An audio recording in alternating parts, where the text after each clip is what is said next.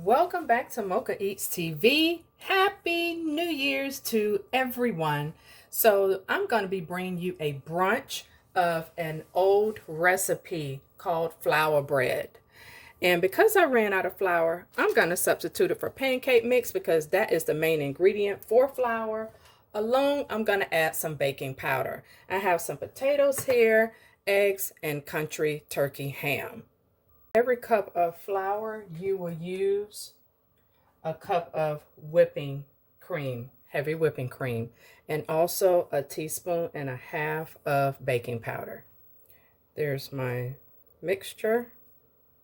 Here's a teaspoon, and there's the half. And here's my whipping cream into the bowl. I'll get it mixed. So the more you mix, the more it will get stiff on you. So this is when you need the hand action. And you've seen me make these 2-ingredient biscuits, and I'll go ahead and finish.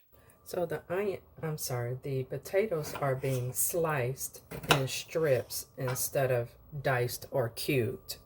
So now that I'm done with that, olive oil into the pan. Okay, my oil is hot, so potatoes into the pan.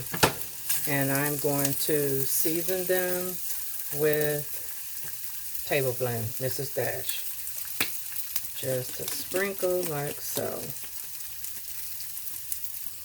There are the potatoes and there are the flour bread. So as you see, they're looking good so far, but you know, everything decides on the taste test.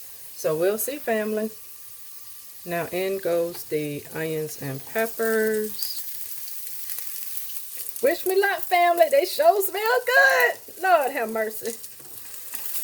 That was my history lesson on yesterday, learning about flour bread, because I ain't never heard of that.